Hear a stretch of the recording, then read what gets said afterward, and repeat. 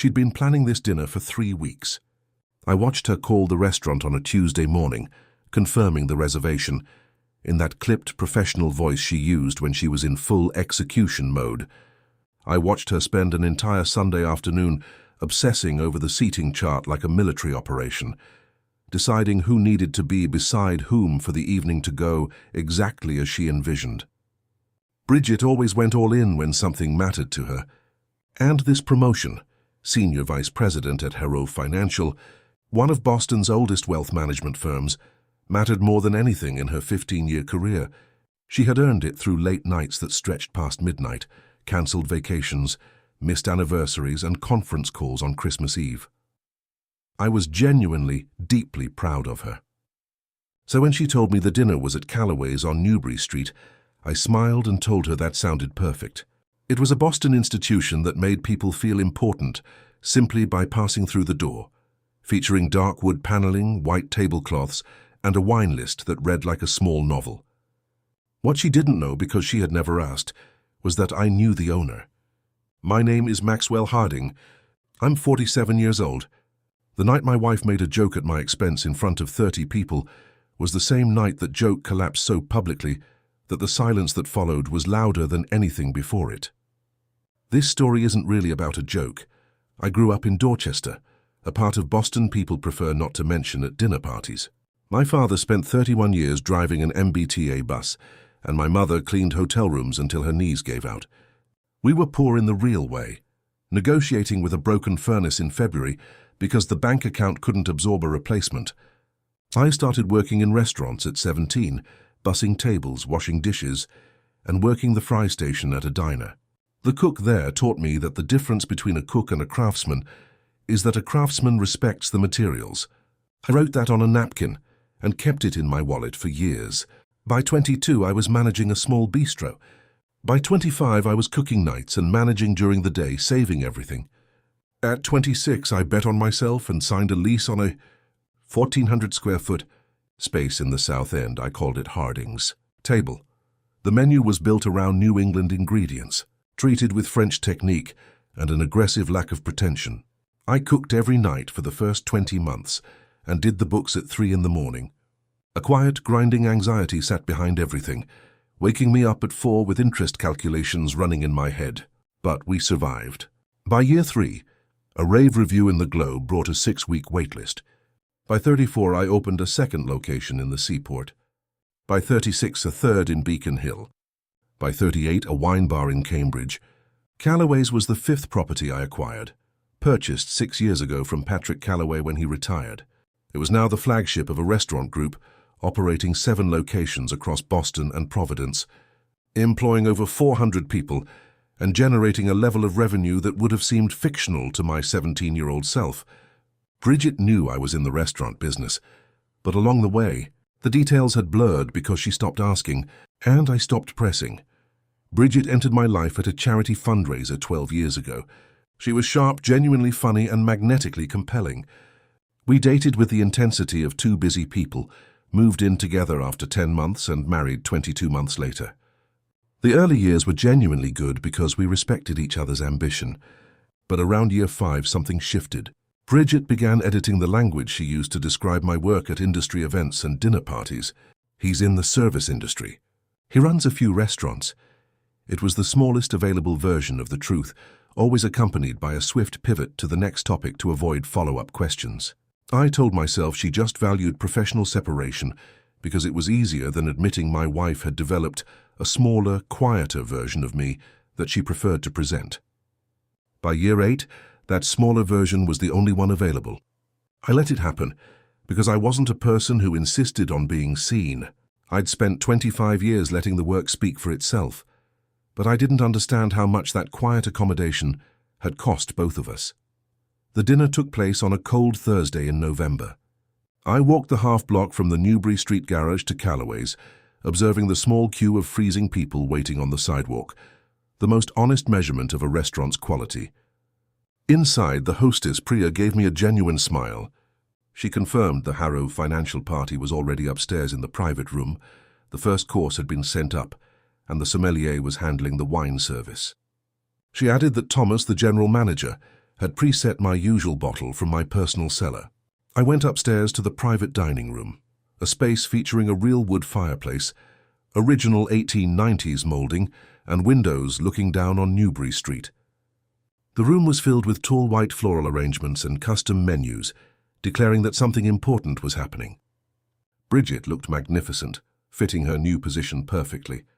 She waved me over to meet Philip Greer, the president of the Boston office, and Sandra Alcott, the managing director. Philip shook my hand, noting, "Bridget's told us you're in restaurants." I nodded pleasantly and he moved on. I found my seat and the wine arrived at 2018 Chassagne Montrachet.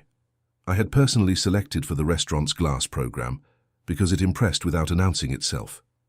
Chef Nakamura had built a 5-course tasting menu, and the conversation flowed with the ease of skilled professionals celebrating a major milestone. Bridget was magnificent, telling stories of landing big accounts with the perfect balance of humor and grace. I sat there watching my wife be celebrated, feeling genuinely proud. Then, during the second course, a perfectly constructed mushroom consommé, Philip Greer finished a generous toast about Bridget's 15 years at the firm. Everyone raised their glasses. From the far end of the table, a young associate named Trevor cheerfully called out, "What about Maxwell? He came all the way from the South End for this." The table laughed warmly. Bridget looked at me with a smile perfectly calibrated for the room and said, "Oh, Maxwell just came for the free food. He's always been happiest when someone else is cooking." The table roared. Trevor laughed loudest, Philip smiled, and Sandra's expression was a bit more considered as she glanced at me. I maintained the correct smile of a secure man, finding his wife's teasing amusing, and the conversation moved on. But the words stayed with me. 30 people had just been handed a false, diminished story about who I was. I excused myself 15 minutes later, needing a moment without making a scene. Standing at the restroom mirror, I asked myself honestly if I was overreacting. I decided I wasn't. The joke itself wasn't malicious, but it was only possible because of a context Bridget had built, one small editorial choice at a time. I decided tonight was her night. Whatever needed to be addressed would happen at home, without 30 witnesses. Walking back into the corridor, I ran into Thomas Rafferty, the general manager. Thomas was a master of hospitality, who understood that a restaurant is primarily a place where people are cared for. He asked if everything was to my satisfaction, and noted the group was celebrating my wife's promotion. There was a careful, specific emphasis on the word "she" that made me realize Thomas had overheard the comment or been told about it. He always knew everything. He quietly mentioned they had decanted a 2017 Qley Cedar Creek from my personal cellar for later, and kept my usual table clear in the main room if we wanted to continue the evening privately. I thanked him and went back upstairs. I returned to my seat and engaged in a conversation about baseball with a man from compliance while the main course was served. About 20 minutes later, during the transition to dessert, Thomas entered the private room. He moved with smooth, unhurried discretion, crossed to my seat, crouched down, and spoke in a voice pitched exactly for my ears and no one else's. He apologized for the interruption and stated that my usual table in the main room was ready whenever I wanted privacy, and that the 2017 Qley Cedar Creek from my personal cellar would be breathing for another 30 minutes. He gave a professional nod and left. The silence that followed was total, rippling outward until the entire room was suspended in that state where 30 people pretend not to have heard something they heard perfectly. Philip set down his fork. Sandra looked at me with calculating eyes. Trevor looked like a man who realized his earlier joke had completely backfired. And Bridget went entirely still. The professional composure remained on the surface, but underneath something cracked. She turned to me, and in a whisper that everyone in the room felt asked, "What did he mean by your usual table?" I answered her at normal volume, because there was no longer any point in keeping it quiet. "Callaway's is one of mine. I've owned it for 6 years. The dinner ended as planned, but the underlying frequency of the room had completely shifted." Philip asked with genuine curiosity about my other locations. The compliance officer turned out to be a fan of my Seaport wine list, and Sandra leaned across the table to quietly note that Bridget had never mentioned the scope of my business. I simply replied, "I know." We drove home to Brookline in a tense, heavy silence. Bridget waited until we were in the kitchen. She poured a glass of water and stood at the counter, adopting the defensive posture of a woman preparing to receive complex, difficult information. "Tell me about Callaway's," she said. I told her everything: the sale, the renovation, the wine cellar, and the personal account.